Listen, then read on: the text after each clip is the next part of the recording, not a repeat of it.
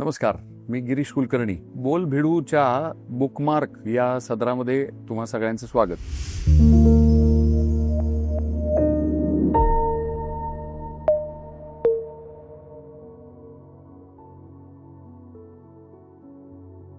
म्हणजे माझं काही असं एवढं खूप ग्रेट सांगावं असं वाचन नाही. घरातल्या लोकांना वाचनाचा त्रास होतो एवढा आहे झालेला आहे, म्हणजे पूर्वी त्रास, नादिष्टपणा किंवा नादिष्ट आहे माणूस हा, वाचत बसला की काही लक्षात राहत नाही वगैरे, अशा गोष्टी रिमार्क्स असे मिळालेले आहेत. पण म्हणून काही स्वतःला खूप असं वाचक म्हणावं असं मला वाटत नाही. म्हणजे अर्थात त्याच संख्येनं किती वाचता आणि मनापासून वाचलेलं किती घेता यावर खरं तर ठरत असावं चांगला वाचक कोण वगैरे. पण तरी सुद्धा विविधांगी काही संख्यात्मक वाचन करायलाच हवं, तर तुम्ही स्वतःला एक चांगला वाचक म्हणू शकाल. आणि ते विविधांगी असावं, म्हणजे चहूबाजूनी वेगवेगळ्या विषय, वेगवेगळ्या शैलीतलं, वेगवेगळ्या भाषातलं असं साहित्य जर तुम्ही वाचनात तुमच्या असलं, काव्य, कादंबरी, अशा पद्धतीने वेगवेगळ्या फॉर्म्समधलं म्हणजे शैलींमधलं, तर मग वाचन तुमचं आहे बा असं सांगता येईल. तर असं काही मला काही फार वाटत नाही की माझ्या वाचनाबद्दल फार काही बोलावं. पण बहरहाल वाचनाची आवड आहे एवढं नक्की, आणि त्यांनी फार मजा आणली एवढंही नक्की. वाचनाने फारच म्हणजे काय म्हणूया हात दिलेला आहे. आता त्याची सुरुवात साधारण म्हणजे मराठी पहिल्यांदा भाषा शिकतो आपण आणि मग वाचायला लागतो, तर ते वाचता यायला लागलं असं सलगपणाने तेव्हापासून झाली.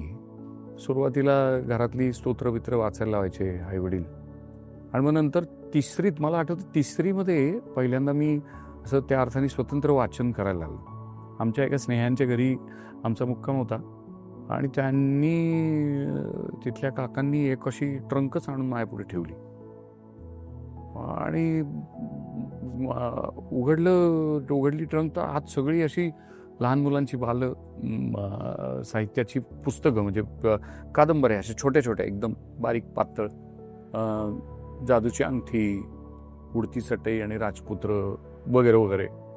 आणि मी इतका हरखून गेलो की म्हणजे बालसुलभ वयात जे खाणं पिणं खेळणं याचं जे भान हरपलं आणि तो खजिना सापडला असं झालं. त्याचं कारण असं होतं की मी स्वभावतः गुमा होतो. मला जरा, मी आत्याकडे वाढलो, आत्याने मला सांभाळलं, तर म्हणजे आत्याकडे पुण्यामध्ये राहत होतो. आईचा मृत्यू झालेला होता, मग त्यामुळे लोक जण खूप असं उगाचच सहानुभूती द्यायची, त्यामुळे मी असं गुमा आणि कोणाशी नाही बोलायचं वगैरे असा पद्धतीचा होतो. आणि त्यामुळे पण वाचन म्हणजे त्याचाच एक चांगला मित्र सापडला, त्याच्याशी गपचूप मनातल्या मनात बोलणं व्हायला लागलं, म्हणजे मनोराज्य ज्याला म्हणतात.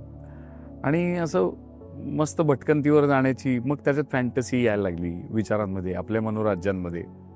आणि मग मला कोणी सवंगडी नसलं तरी चालायचं, मी एकटा माझ्यात रमायला लागलो. मग त्यातनं काय काय काय काय उद्भवलं, म्हणजे नाटक आवडू लागलं, काव्य वाचन, त्याच्यातनं शाळेमध्ये काव्य वाचन स्पर्धेत जाऊ लागलो वगैरे वगैरे. पण मग नंतर खऱ्या अर्थानं वाचन सुरू झालं ते कॉलेजच्या काळात. एका नाटकाच्या गटाशी मी जोडला गेलो होतो, जिथे खूपच वाचलेली माणसं होती, फार छान वाचन असलेली, आणि अशी पुस्तकं जी मध्ये कधी नावच नाही ऐकलेली, असे लेखक ज्यांच्याबद्दल मला काही मागमूस नाही, अशी माणसं, आणि देशापरदेशातली. मग त्याने हरखून गेलो. त्याच्या अगोदर खरं सांगायचं तर लेखक नावाच्या माणसाशी परिचय आमच्या मराठीच्या बाईंनी करून दिला होता, आणि खूप आदर मनापूर्वक, म्हणजे काय व्हायचं तर लेखक व्हावं बा असं वाटावं इतपत. आणि त्याच्यात नावं काय होती, नरहर कुरुंदकर, जी ए कुलकर्णी, पुभा भावे वगैरे या लोकांचे धडे होते आम्हाला. कविता, शांताबाई शेळके, इंदिरा संत, तर म्हणजे अनिल, आता अशा सगळ्या लोकांचे, रॉय किणीकर, अमुक ठमुक, अशा सगळ्या लोकांच्या कविता पाठ म्हणजे धडे वगैरे होते. आणि त्या बाई आमच्या इतक्या सुंदर शिकवायच्या, जाधवबाई आमच्या, आणि त्यांनी भाषेची गोडी लावली. भाषेचे सगळे सौंदर्याविष्कार, त्याचं अलंकरण, त्याच्या वेगवेगळे त्याचे भाषेचे विभ्रम या सगळ्याबद्दल अतिशय निगुतीनं आम्हाला समजूत आमची पटवून दिली आणि त्यांनी मजा यायला लागली. मग भाषाच उत्तम भाषा बोलावी, उत्तम भाषा ऐकावी आणि वेगवेगळ्या पद्धतीची. म्हणजे असं काय उगाच आपली शुद्ध मराठी पुणेरी वगैरे असं कधीच मला वाटलं नाही. मला तो उलटं म्हणजे शंकर पाटलांचा धडा होता किंवा तात्या माडगुळकरांचा धडा होता, वळीव नावाचा. आणि त्यातलं एक कॅरेक्टर तो म्हातारा माणूस आणि त्याची म्हणजे त्यामुळे माडगुळकरांचं कथाकथन ऐकणं झालं, व्यंकटेश माडगुळकरांचं. किंवा मग त्यातनं बनगरवाडी वाचणं झालं. असं एकातनं दुसरं उलगडत जावं तसं ते होत गेलं. पण त्याची सुरुवात मात्र त्या बालभारतीच्या पुस्तकातनं ते एका परीनं उन्नयन जे झालं होतं ते तिथून झालं होतं. आणि मग कट्टू या नाटकाच्या गटात जेव्हा गेलो तर तेव्हा असं लक्षात आलं की अरे वाचन म्हणजे तोपर्यंत मला असं वाटत होतं की काय आपण वाचतो वगैरे, कसलं काय, काहीच नाही आहे. म्हणजे आता आजही मला तेच फिलिंग आहे की काहीच वाचलं नाही ऑलमोस्ट. तर अशी माणसं भेटली आणि मग त्यांच्याकडनं ऐकलेली नावं वगैरे वगैरे चालू झालं वाचायला. पण त्याच्यात मध्ये एक असाही कालखंड होता की ज्याच्यात म्हणजे मी म्हणजे कोण अशा अर्थाचा एक काळ असतो वगैरे. तर तेव्हा मी अगदी लायब्ररी मग लावली आणि मग त्या लायब्ररीमध्ये न ऐकलेलं न पाहिलेलं असं एकदम काही वेगळंच विश्व आणि ते असं काहीतरी आडनिडं वय ओढाळ आणि मग त्याच्यात वेगवेगळ्या नको हे वाचायचं नाही अशा अर्थाचं म्हणून जे साहित्य तशा अर्थे म्हणजे तर जेम्स हॅडले चेस नावाचा एक लेखक होता, त्याची भाषांतरित पुस्तकं त्या लायब्ररीतनं असायची. किंवा सुहास शिरवळकर अथंभूत सगळे वाचून काढले बुवा. भाषांतरित साहित्य तिथे वाचायला सुरुवात झाली त्या लायब्ररीमुळे.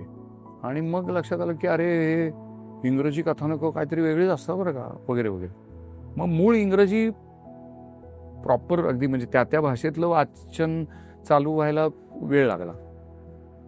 कारण स्वतःला इंग्रजी भाषेबद्दलचा आत्मविश्वास आणि त्या वाचनातनं रंजन व्हावं, मन लागावं अशी वेळ यायला वेळ गेला. पण मग ते वाचायला लागलो. आणि मग माणसं जी भेटली नाटकाच्या निमित्ताने, कलेच्या निमित्ताने, ती खूप थोर होती. आणि त्यांच्यापाशी एकतर असा चारीठाव अनुभव पण होता आणि वाचनही होतं. मग त्यांच्यातनं म्हणजे उदाहरणार्थ सुमित्रा भावे, सुनील सुक्तनकर, हे आमचे मोहन आकाशे, ज्योती सुभाष, गोपू देशपांडे. आता गोपू देशपांडे हे तर स्वतःच एक म्हणजे प्रस्थ असलेले लेखक आणि त्यांच्याशी परिचय, किंवा प्रभाकर पेंढारकर त्यांच्याशी स्वतः आपला परिचय आहे आणि त्यांनी रारंग ढांग लिहिलेलं आहे. याचं काय म्हणजे फुशारकी मी मारलेली आहे. म्हणजे जे नाही घडले कधी संवाद तेही मी नातेवाईकात सांगायचो की आम्ही पेंढारकर सरांकडे जातोच अगदी म्हणजे, आणि ते असं म्हणले ते तसं म्हणले वगैरे. पण ते लेखक नावाच्या माणसाचं गारुड एक ते अजूनही आहे. म्हणजे काश लेखक होता आलं तर असं वाटत राहतं. त्याला शिस्त लागते, अर्थात अभ्यास लागतो. म्हणजे वाचन अभ्यासासाठी करायची एक खोड लागते. आणि म्हणजे पहिल्यांदा रंजनासाठी, उत्सुकतेपोटी, कुतूहलानं जरा वेगळा विचारव्यूह तयार व्हावा म्हणून असं तुम्ही वाचत राहता. पण नंतर काही एक विशिष्ट दिशा पकडून त्याचा अभ्यास म्हणून तुम्ही वाचन करायला लागता, तेव्हा मग विद्वत्ता वगैरे मिळते, व्यासंगी होता तुम्ही वगैरे. तसं काही माझं शिस्तीचं काम नाही. पण त्यामुळे वाटेवर आलेलं प्रत्येकच फूल मला आकर्षक वाटलं. तसं वाटेवर सहजगत्या हातही आलेलं प्रत्येकच पुस्तक म्हणजे लयच मजा देऊन गेलं. मग त्याच्यात भाषेच्या बाबतीमध्ये मराठी, हिंदी आणि इंग्रजी असं झालं. अर्थात इंग्रजीमध्ये भाषांतर झालेली परभाषीय, इतर भाषीय पुस्तकं वाचली. मग नाटक करायचे दिवस होते. मग नाटक करताना काहीतरी वेगळं करायचं. आता काय करायचं, मग ते इकडचं तिकडची नाटकं वाचणं असं वगैरे झालं. तर मला आठवतं मी चेकॉव्हच्या कथा वाचल्या, इंग्रजीत भाषांतर केलेल्या. चेकॉव्ह नावाचा माणूसच नव्हता माहिती. मग चेकॉव्ह माहिती झाल्यावर मग तुमचं टॉल्स्टॉयचं नाव आलं. टॉल्स्टॉयचं नाव अगोदर इतिहासाच्या धड्यात आलं होतं आणि तेव्हा भारी वाटलं होतं, कारण त्याला दाढी बिडी होती अशी मस्त चित्राला त्या. आणि मग नंतर त्याचं ते वॉर अँड पीस नावाचं पुस्तक, मी आमच्या एका नाटकातल्या मैत्रिणीच्या वडिलांकडे ते होतंच पुस्तक, आणि जरा बरं वाचतो म्हणून मला त्यांनी जा हे वाच वगैरे म्हणून दिलं. अरे बापरे, मी वाचतच होतो ते कित्येक दिवस, वर्ष, आणि अर्थही लागत नव्हता, समजतही नव्हतं, पण तरी वाचत राहिलो. तसंच ब्रदर्स कार्मझोव नावाचं पुस्तक, तेही मी कितीच्या किती काळ वाचत होतो. फ्लाउबर्टचं मादाम बोव्हरी नावाचं पुस्तक, अशा काय काय गोष्टी होत्या. किती कळत होतं, किती आकळत होतं आठवत नाही आता, पण गंमत काहीतरी होत होती, मज्जा येत होती, आणि विचार करण्याची पद्धत, तऱ्हा, ह्याचं एक वैविध्य समोर येत होतं, आणि त्यांनी चकित व्हायला होत होतं, असं दिग्मूढ व्हायला होत होतं. अरे क्या बात आहे यार, असं काय माणसं, असं वाटत होतं. आणि पुन्हा वेगळा भवताल, म्हणजे जो प्रवासाने पण पाहता येणार नाही, अशा अर्थाचा कुठला तरी सायबेरियातला, इकडचा तिकडचा. सॉमरसेट मॉमच्या कथा वाचल्या, हे नाटकाचा शोध घेतानाच. नाटकं तर वाचलीच, मग असे रंगमंची आविष्कार काहीतरी छोटे करायचे म्हणून कविता वाचल्या. आम्ही एक पावसावरचा कार्यक्रम केला होता, मी आणि उमेशनी मिळून, तर त्याच्यासाठी म्हणून मग पावसावरच्या कविता शोधत गेलो सगळ्यांच्या. मग ती पावसावरच्या म्हणजे असे काय नेमक्या पावसासाठी म्हणून असं थोडीच बुकमार्क ठेवून थोडीच लिहिल्या गेल्या, त्या मग शोधण्याच्या निमित्ताने इतर कविता वाचल्या. आणि मग बिर्डेकर माणसांनी तर खुळच केलं, किंवा बाकीबाब बोरकरांसारखी म्हणजे गीतच ती, त्या अक्षरांना येणारी लय आणि गेयता, त्याचं वेळ लागलं. क्या बात आहे असं वाटायचं. बालकवी आणि इतरांचाही अनुप्रास कवितेत आला की असं काटा यायचा अंगावर. शांताबाई शेळके, इंदिराबाई संत ह्यांच्या कवितांमधनं म्हणजे असं नुसतं जॉ ड्रॉपिंग अशा अर्थाचा फील यायचा. आणि अरुण कोलटकर या माणसाने तर म्हणजे सोलवटूनच काढलं, म्हणजे तुम्हाला काहीच कळत नाही बुवा, असंच झालं की अरे काय. ती बिस्की वही हाताशी आली जेव्हा, तेव्हा मला अजूनही आठवतं, म्हणजे आय एम स्टील मेस्मराइज्ड, आणि मला अजूनही ते असं थरकापच उडवणारं वाटतं हातात ते पुस्तक आलं की. आणि कधीही काही जरा बरं वाटेन असं वाटलं की आपलं पुस्तक ते घ्यावं आणि वाचावं, असा तो माझा काय म्हणूया आजोळची आठवण असावी तसा तो ठेव आहे, दिलासा देणारा आणि असा भारी. तसेच अर्थात जीए पण त्याच पद्धतीचं सख्य जीए, आणि इव्हेंच्युअली जरा थोडं अभ्यास, एखाद्या विषयाचा ध्यास घेणं, अशा अर्थाचं जेव्हा थोडंसं जर समजूत वाढली, तेव्हा मग कुरुंदकर, दुर्गाबाई भागवत किंवा इरावतीबाई कर्वे, हे ज्ञानी सगळे, त्यांचं वाचन करायला लागलो. एकदम गंगाधर गाडगिळांचं एक दुर्दम्य नावाचं पुस्तक, लोकमान्य टिळकांचं वरती लिहिलेली त्यांनी कादंबरी, मजाच यायची. म्हणजे अरे केवढं लिहिलं आणि केवढा त्याच्यासाठी अभ्यास केला. त्या अनेक पुस्तकांच्या पाठीमागे मग कुरुंदकरांच्या पुस्तकांच्या मागे तर जंत्रीच असायची. हे सगळं अभ्यासलंय. आणि त्यांचं काही कथनात्मक असं नव्हतं त्यांचं लिखाण, विषयाला धरून विवेचन असायचं, एक विषयाची मांडणी असायची, बरीचशी तर भाषणं त्यांची, त्याचंच पुस्तक रूप केलेलं वगैरे वगैरे, धारणकाठ, असे वेगवेगळे. म्हणजे त्यामुळे कुरुंदकरांनी असं झोंबाडून टाकलं. म्हणजे कुरुंदकर एका बाजूनी वाचत असतानाच दुसरीकडे पु ल देशपांडे, ते तर म्हणजे तुलनेनं उपलब्धता जास्त होती त्यांच्या पुस्तकांची, तर पुलंची सगळीच पुस्तकं वाचली म्हणजे. आणि पुलंनी एक गारुड केलंच होतं. पण त्याचबरोबर शंकर पाटील म्हणा, व्यंकटेश माडगुळकर, द.मा. मिरासदार, हे थोडेसे ग्रामीण बोलीमध्ये हे जे कथाकार, त्यांचंही खूप आकर्षण वाटलं आहे. इवन आनंद यादवांच्या कादंबऱ्या, असं विविधांगी, म्हणजे विविधांगी म्हणण्यापेक्षा चौखूर वाचन घडलं असा तो एक मधला काळ होता. मग त्याच्यामध्ये इंग्रजी पण होता. मार्क्वेज वाचला खूप एकदा. एक त्याचं कुठलं पुस्तक ते खूप प्रचलित असलेलं, ते आपलं 100 Years of Solitude, ते हाती पडलं की मग त्याच्यानंतर तुम्हाला मार्क्वेज वेळ लावतो.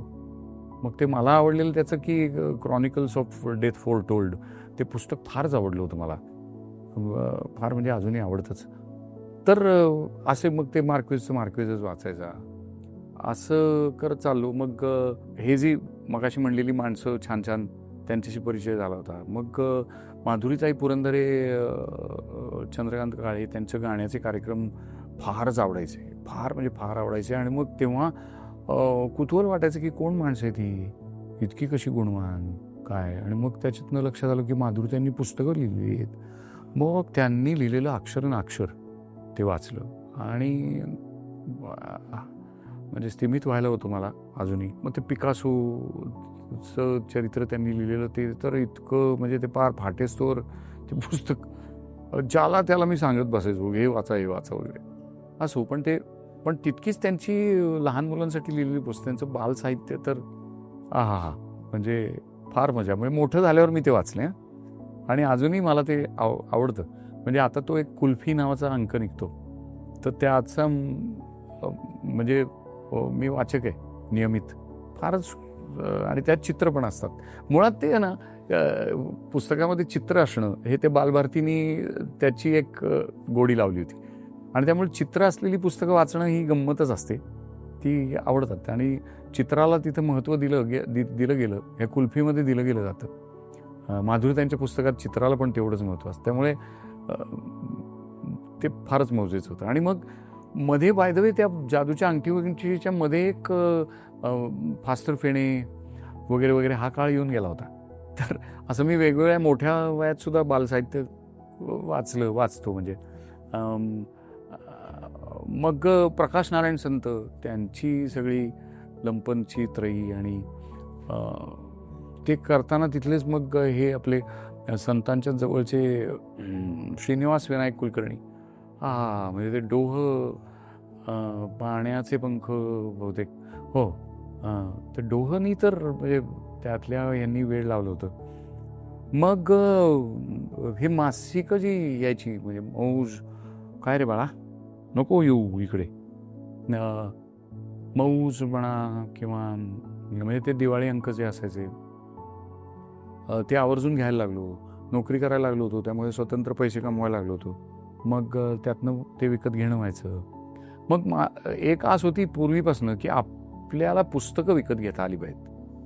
मग तशी ऐपत जसजशी होत गेली थोडी तशी पुस्तकं खूप पुस्तकं विकत घेणे. आणि एकच मुलगी आहे मला, तर ती लहान असताना मी तिला आवर्जून सांगायचो की तुझ्या बापानं तुझ्यासाठी काय ठेवलं, तर असं जेव्हा तुझी वेळ येतं तेव्हा पुस्तकं ठेवली असं तू म्हणावंस, असं मला वाटतं वगैरे.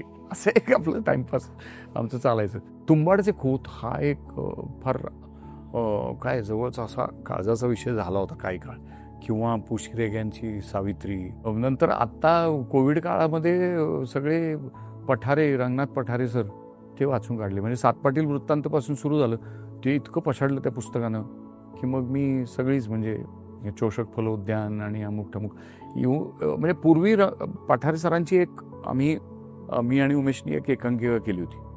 आणि तेव्हाच आम्हाला असं वाटलं होतं की अरे क्या बात आहे यार, हे कोई लेखक आहे. आणि मग त्यातनं त्यांचा संग्रह झाला, ते वाचले. अगदी अलीकडच्या काळात म्हणायचं झालं तर अरुण खोपकरांची सगळी पुस्तकं. अरुण खोपकर हे ते खऱ्या अर्थानं अभ्यासक, विद्वान असं म्हणता येईल. आणि दिशा देणारे, विचार कक्षा रुंदावणारे असे लेखक. आणि म्हणजे आता माझा त्यांचा खूपच दृढ परिचय आहे म्हणून पण सतीश आळेकर, तेंडुलकर हे नाटककार. आळेकरांचं झुलता पूल मी म्हणजे अगदी जेव्हा होश संभाला असं म्हणतात ना हिंदी सिनेमात, त्या वयात गेल्या झुलता पूल करायची संधी मिळाली मला, त्यातला तो नायक. आणि ते लिखाण, तुमच्याकडे पेपींचं पाचक पात्र आहे का, हा पहिला संवाद. आणि काय पेपीन, कुठला पाचक पात्र आणि काय, आणि त्यातलं मराठी आणि ते विशिष्ट तऱ्हेनं लिहिलेलं मराठी आणि त्यातनं तयार केलेला एक स्वतंत्र वेगळा विनोद. म्हणजे आळेकरीच हे माझं म्हणजे काय म्हणूया असं प्रीतिस्थळ वाचनाच्या बाबतीतलं. तर जसं कुरुंदकर तसं. आणि तेंडुलकरांचं मला असं जास्ती वाचण्यापेक्षा सुद्धा त्यांचं पाहण्यात, म्हणजे ते मंचन झालं की मग ते वाचायचं. पण अर्थात त्यांचं ललित लेखन खूपच आवडलेलं. मग अजून काय आहे म्हणजे आता अनेक आता म्हणजे इतरही गोष्टी पुस्तक वाचली. म्हणजे मध्ये एकदा गिरीश कुबेर एक सदर लिहायचे लोकसत्तेत, ते त्यांनी वाचलेली पुस्तकं वगैरे असं. तर मी असा नियमच केला होता, त्यांनी ते वाचलेलं पुस्तक तिथे आलं काय की ते जायचं, मिळवायचं, आणायचं आणि ते वाचायचं असं. मग त्याच्यामध्ये विविधांगी काय काय होती. म्हणजे माओ नावाचं पुस्तक होतं. तर ते माओ, कम्युनिस्ट चळवळ, असं सगळं ते. आणि ते एवढा मोठा ठोकळा. किंवा जिडिऑन स्पाईज नावाचं एक मोसादवरचं इस्रायलच्या, त्याच्या अंतरंगाचं त्याचं करणारं. एक्झॉन मोबिल ही जी तेल कंपनी आंतरराष्ट्रीय, तिचं सगळं गणित सांगणं. म्हणजे अशी वेगवेगळी. आणि कुबेरांची बाकी त्यांची स्वतंत्र पुस्तकंही मी सगळीच वाचलेली आहेत. त्यामुळे ते माझे आवडते होऊन बसले. पण ते अभ्यास करून लिहिणं हा गुण, मग ते कधीतरी ओऱ्हान पामुख वाचण्यात आला आणि त्याचं म्हणणं होतं की मी रोज लिहितोच कंपल्सरी. आणि आदर वाटायचा अशा माणसांबद्दल की असं ठरवून काहीतरी करता येतं आयुष्यात. आणि मग त्यातनं त्यांनी लिहिलेलं ते इस्तंबूल हे मला भेट मिळालेलं पुस्तक होतं. आणि त्याच्यातनं मला असं झालं की अरे बापरे बापरे बाप, हा कोण आहे माणूस, असं त्याच्यावर प्रेम जडलं. तसंच मुराकामीच्या बद्दलही झालं. ते मुराकामी मात्र मला माझ्या मुलीनी त्याच्याकडे आणलं. आणि अनेक असे लोक भारतात ज्यांनी खूप आयुष्यात द्यायचा प्रयत्न केलाय, मला घेता नाही आलेलं. माझं अज्ञान तरी दशांगुळे वरती उरलंच आहे. पण बहरहाल जी काही समजूत झाली ती या सगळ्या लोकांमुळे झाली. क्षुधा शांती भुवन नावाची एक कादंबरी रिसेंटली म्हणजे आळेकर सरांनी सांगितल्यामुळे वाचली होती. तर ते फारच मस्त होतं. नदिष्ट नावाची कादंबरी, म्हणजे ह्या नव्या ह्याच्यातल्या भुरा बाविस्करांची, अशा गोष्टी वाचन होत राहतं. हिंदीतले विनोद कुमार शुक्ल किंवा श्रीलाल शुक्ल, मोहन राकेश यांची. कारण बादल सरकारांचं नाही, शंकर शेषांचं एक नाटक मी लातूरला शिकायला होतो इंजिनिअरिंगला. आणि मी जो मगाशी म्हणलं ना, ते नाटकाचा गट एक भेटला होता, त्यांनी शंकर शेषांचं एक नाटक बसवायला घेतलं. आणि मला आयुष्यात पहिल्यांदा कळलं शंकर शेष कोण आहेत हे. आणि ती भाषा शुद्ध हिंदी. आणि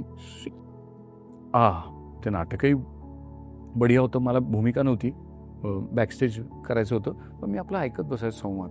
आणि मग त्यातनं कुतूहल वाढलं आणि मग ते पुस्तक आणलं. शंकर शेष आल्यावर त्याच्या जोडीने मग मोहन राकेश वाचले पाहिजेत, मग लगेच बादल सरकार वाचायला पाहिजेत, असं करत ते वाचलं.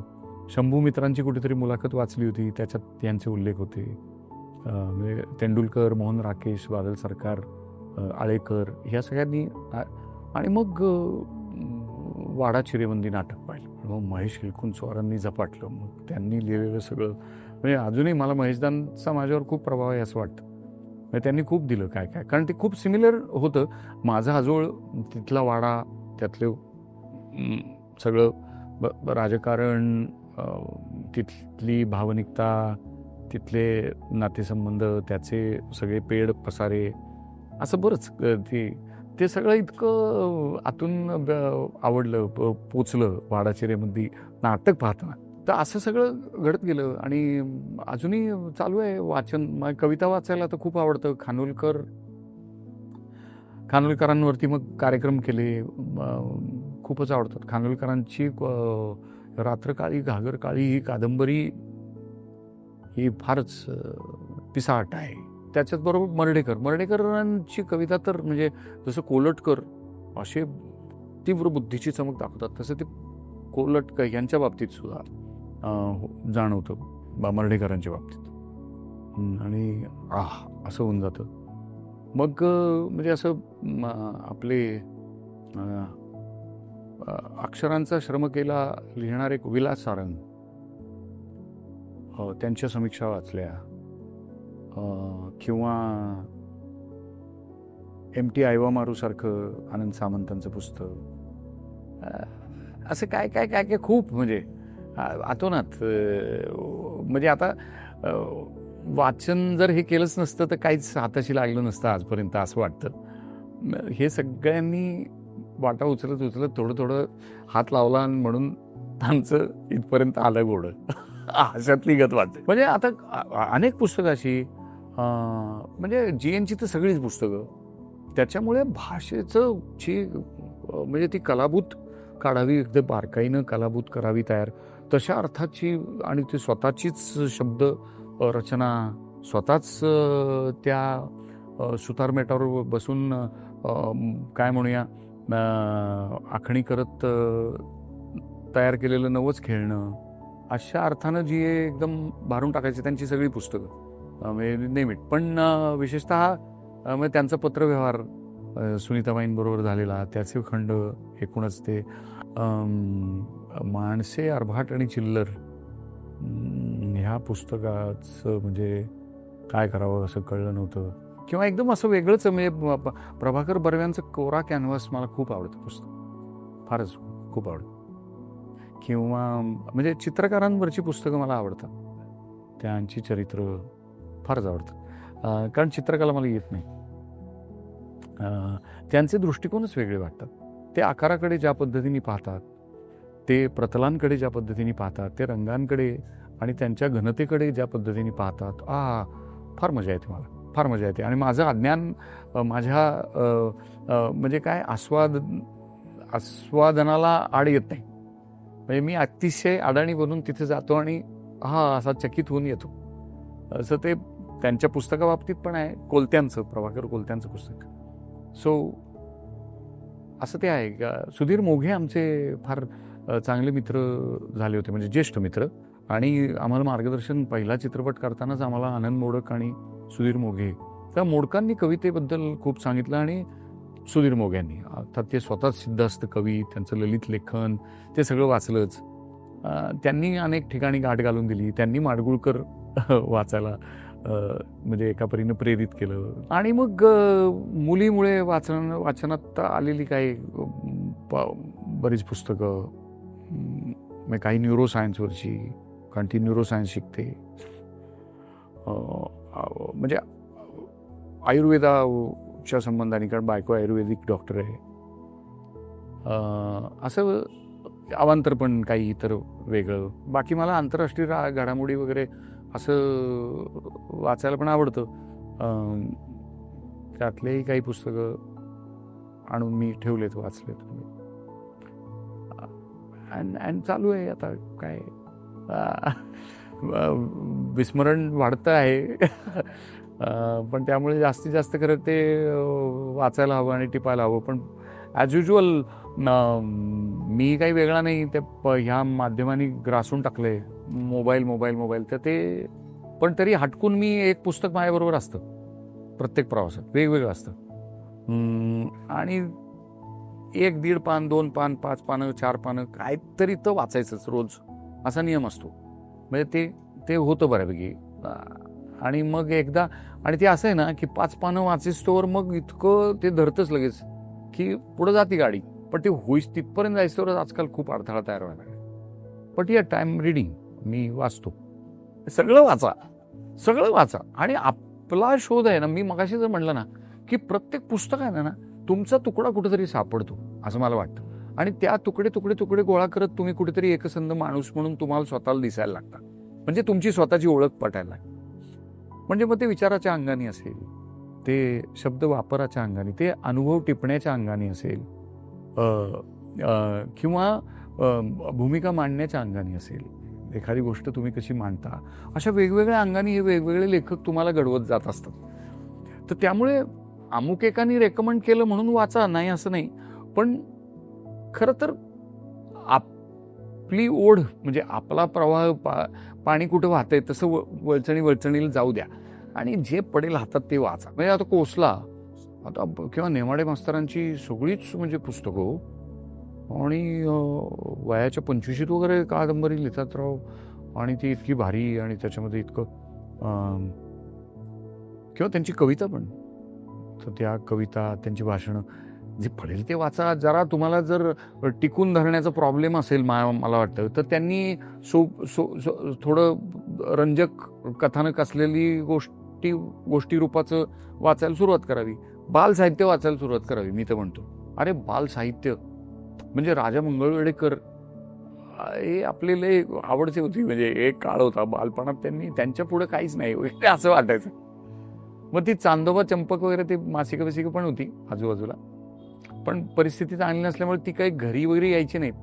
पण कोणा मित्राकडे गेले की ते वाचत बसायचं. तर बालसाहित्यापासून कदाचित सुरुवात माणसाने करावी. मग वयाने थोर झालेला असू दे, हां, पण त्यांनी जर वाचलं नसेल तर सुरुवात त्यांनी माधुरीताईंच्या पुस्तकांपासून करावी. बालसाहित्य वाचू आनंदे, अहो वाचू आनंदेपासून सगळ्याच वाचकांनी वाचू आनंदे विकत आणावं आणि वाचनाची सुरुवात करावी. गमभनच करायचं असेल तर बास, नैया पार झालीच म्हणून समजा. काय निगुतीने केलेलं काम आहे, इतकं श्रेष्ठ काम माझ्या हयातीत मला घडताना म्हणजे पाहता आलंय. मला फार हेवा वाटतो माझा, आणि माझा त्यांचा परिचय आहे याचा तर मला कोण अभिमान आहे. पण खरंच ते वाचू आनंदे हा सकल मराठी जनांसाठी, समस्त मराठी जनांसाठी ठेवा आहे अमूल्य. ते वाचायला सुरुवात केली तर मग आपोआप गाडी लागती मग पुढं उताराला. अगदी म्हणजे आता पु ल देशपांडे वाचायला काय प्रॉब्लेम आहे, चि.व्ही. जोशी वाचायला काय प्रॉब्लेम आहे, विनोदी लिखाण आहे, मस्त प्रसन्न आहे.